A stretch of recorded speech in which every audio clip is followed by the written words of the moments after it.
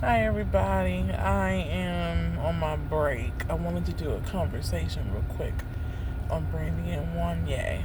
I just listened to commentary by Dominique Morgan, and I'm appreciative of it because Dominique, she is bringing information about the context and nuance. One second. 1305. Okay.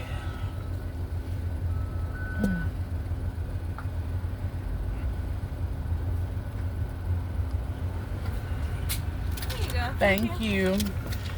On the context and nuance of their age at that time, and how when we're 16 we are young and impressionable and we think we're grown but we're really not, and we don't know and we don't have that moment.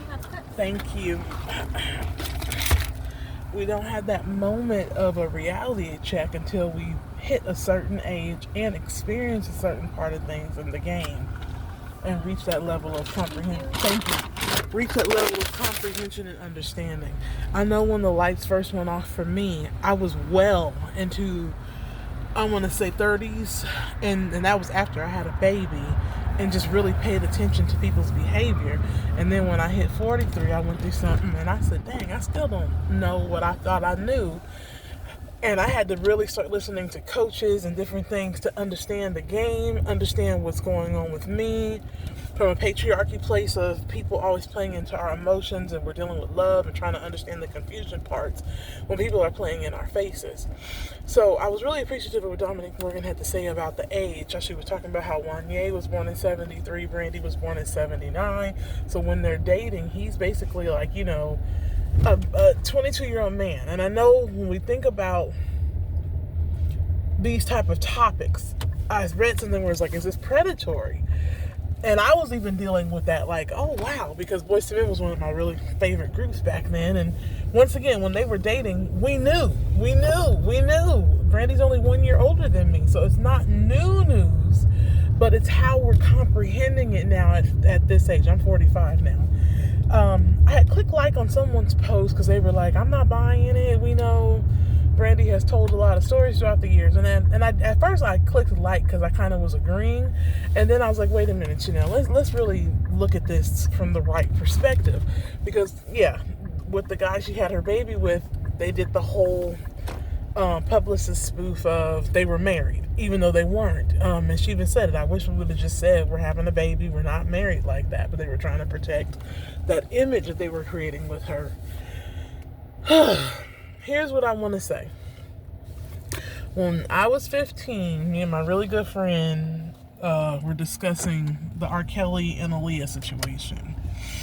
And we were like, oh my gosh, she done got married and won't. And at the time when this happened, this is what, the 90s, like 95, 96s. So we're listening to his album and we're like, well, he say 16 and under and 18 and over. And we're young and impressionable, not understanding this is a predator, The reason why we have mute R. Kelly right now. Now, I say that as someone who's a songwriter. I say that as someone who's enjoyed his music. I say that as someone who has studied the way he writes lyrics and was very appreciative of it. But then also watching the documentary Surviving R. Kelly and understanding how deep that thing really went and how just how many women he hurt, and probably even people in his entourage just trying to keep that whole thing going. So now it goes back to this situation. The two questions I have are, because with my friend and I, when we were saying this, our moms were right near us, and they kind of stopped us and was like, she's the same age, Aaliyah's the same age as you guys. And he's like 27. Oh no. So they sat us down and said, that is predatory. You guys would not be allowed to be around that man knowing this information. And I understand you guys are fans of his music and you guys like, oh, it's R. Kelly and thinking all that stuff, but you don't realize this man is taking advantage of this young girl. And they were saying it. Where are her parents? Why did they allow this to happen? And so my friend and I at the time, we were listening to what our mothers were telling us, but we weren't comprehending the predatory conversation's part of it. They, as grown women in their late 30s, knew, got it automatically off rip. Heck nah, my daughter ain't gonna be around no grown man.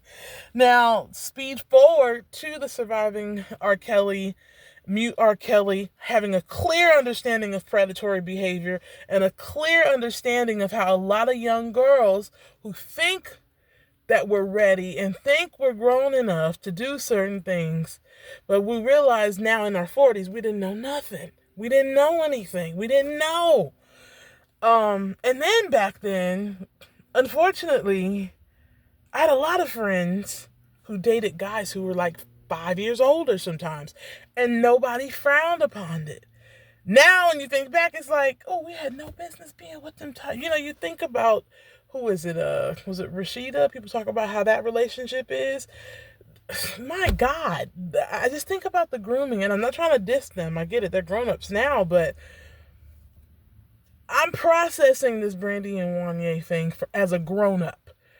I was first looking at it as when I was 16 and looking at it from Brandy's whole career, how certain things have happened.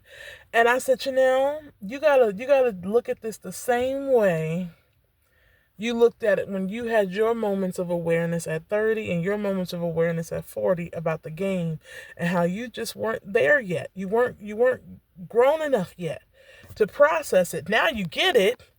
And for Brandy being a celebrity and a musician, she had to do that all in the public eye. So now she's writing this memoir from a grown woman place of understanding of, this is what went down.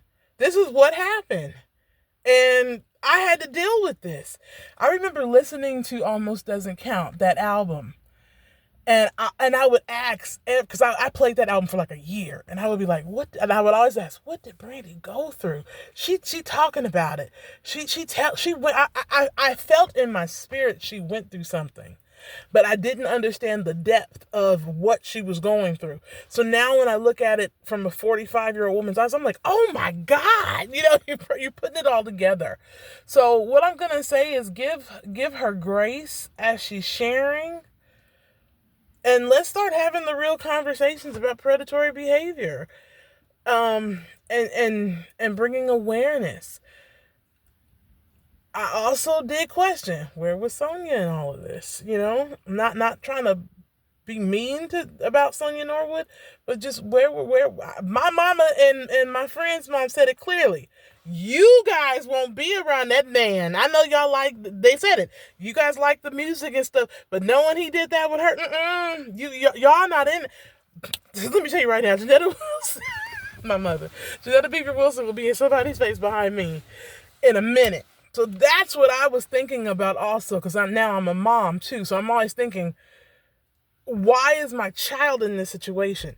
Now, with this Wanya part, no, he should not have been with her during that time. If she was 15 and 16, and no, he should not have done that at all.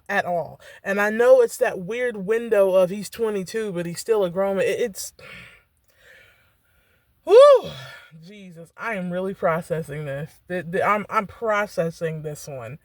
And my heart goes out. It does. Because, like I said, I remember that Almost Doesn't Count album, and I remember the language in it, and how she was like, I know the first album had Broken Hearted, but the language in Almost Doesn't Count. Even in one video, she was like, I went through a heartbreak and I wrote a whole album about it.